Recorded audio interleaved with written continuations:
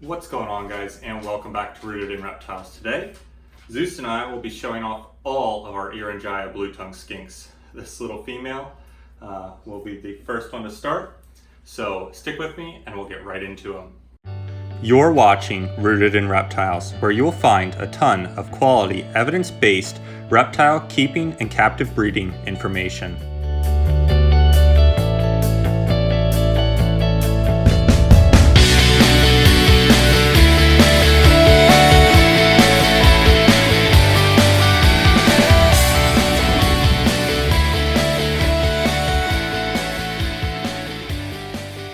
This girl right here is the female that produced my litter for this year. I got this female from Chris McDaniel's, where he had rescued it, and she is, oh, don't walk out. She's absolutely gorgeous. I call her No Toes because she has no toes, but that is just from the poor husbandry that he was able to rescue her from. She's at least 15 years old. But I have yet to see another Irian Jaya like her, with her coloring and how light she is.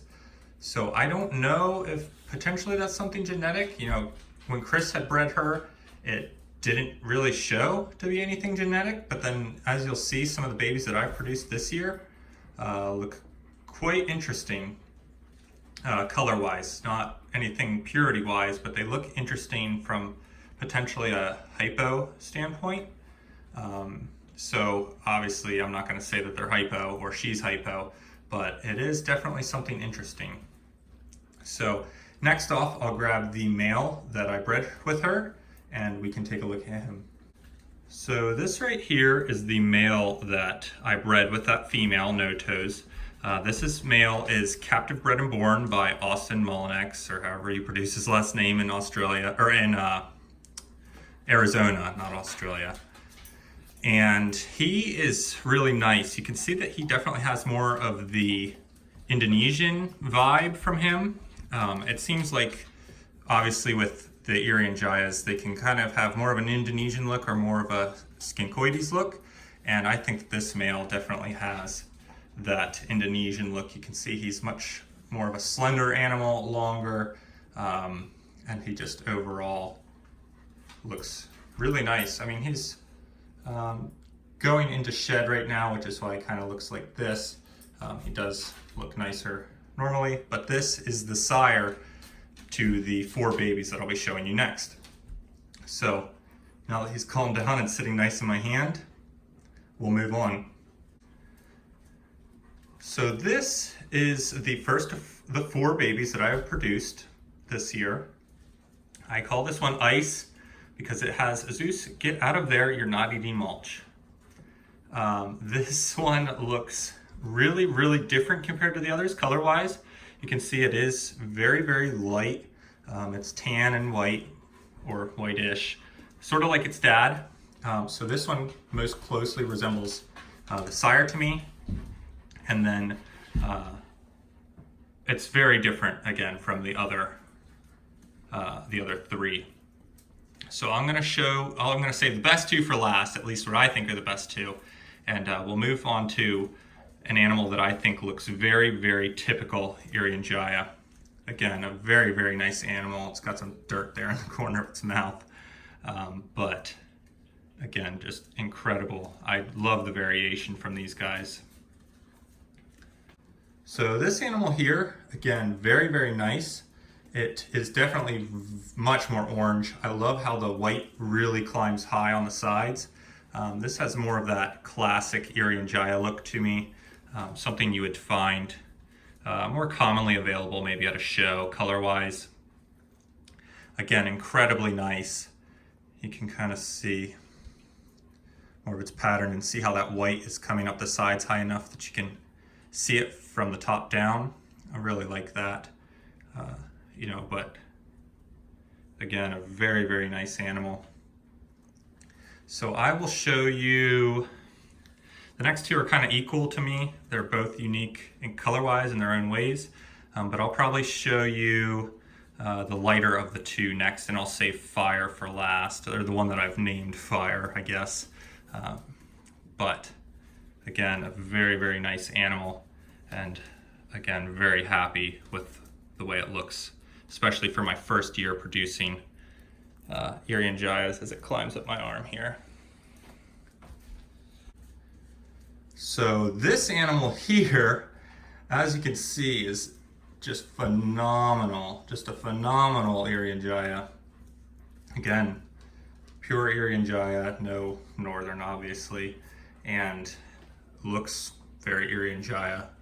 Very, very classic markings wise. But just the color palette on it is incredible. Very, very nice light oranges and creams. This reminds me a lot of what Mom looks like. Maybe this one's a little bit stronger in color, but as it turns and grows, you know, it might turn out more like Mom. This is the only one like this. Each of the 4 babies from this litter are just very, very different from one another color-wise, which I love. It gives me a lot of variability, but I'll show you Fire next, and that's the one that I'm hoping to breed with this one this coming season, if obviously they're a male-female pair and they're up to size. I'm probably gonna have to breed these guys later. Then I'm gonna breed the Northerns, just because I don't know that they'll make size quite when I'm breeding Northerns, but you know, that's how it goes. These guys were born later than the Northerns were, so we'll see. So Fire's last, and I hope you guys like her. So this is the animal that I call Fire, at least for my one post. You can just see how crazy saturated those oranges are and ambers. It's nice yellow on the back and white on the sides. I mean, just a phenomenal Irian Jaya, especially for my first season breeding. And it just kind of goes to show that you don't need parents necessarily that look fantastic to produce animals that are just absolutely drop dead gorgeous. All 4 of these will be staying here this year, at least for now. That's my plan. I would like to be able to breed them all. Obviously, they all are unique and all should help promote great genetics in animals. All right, guys, so those are my 6 Irian Jaya Blue Tongue Skinks that I have here. Again, just incredible animals. I'll show you guys the stomach here on Fire while I have it out. Just fantastic belly color. Just an amazing, amazing animal. But I've been saying it now for quite some time that I think that Irian Jayas are what's going to be hot here in the near future. I've had people say, oh, why are they going to be hot when they've been around for years and years and years? Oh, thank you. Thank you for that. You know, why would they be hot all these years later? You know, they've been around for forever. And it's because of animals like this that don't see the open market. I mean, I have yet to ever see an animal like this. I have yet to ever see another animal like my female color-wise. And I mean, these guys to me are the future. The variability and pattern because of the both skinkoides and Indonesian looks from them, the gigas looks and pattern-wise, body type, I think that these guys are the future. Northerns are great, don't get me wrong. I love my Northerns. There's a ton of variability and stuff in them, but when you're talking about the future and when Northerns, you know, kind of begin to fade out, I think that these guys are going to take center stage. There's just so much to them and so much untapped potential. There's animals that can be imported still to this day. I mean, we're still importing Irian Jayas, which leaves the door open for new genetic morphs and things of that nature, like anery, axanthic, you know, anything really. So I'm going to continue to work on them. I'm going to try and get a hold of animals that might fit those morph projects. What? You're all right. It's just a skink. You're fine. But again, I'm going to try and get animals that fit those morph projects and genetic projects, just because we still can. We can still get those animals in the country, and that's great. Whereas Northerns, what we have is what we have. And so it's basically just polygenic projects for us here in the US. Whereas these guys, we might have some real genetic mutations that we can work with, which I just think is really exciting. You know, I look at every show to see if there's something that just catches my eye. But you know, I hope you guys enjoyed this video.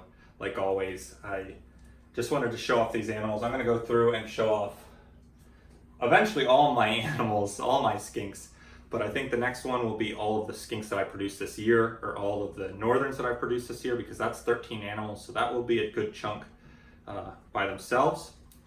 So I just hope that you stay tuned for that. As always, guys, like, comment, and subscribe. Let me know what you think in the comment section below. I would love to hear your feedback. We're up to just over 400 subscribers now, which is exciting. It's been a long, hard road to get here, but I am having fun. I'm having fun doing videos again. I'm having fun breeding animals, and that's just what keeps me interested and keeps me going. So I hope you guys had a great weekend, and I'll catch you on the next one. Just remember, stay rooted in reptiles.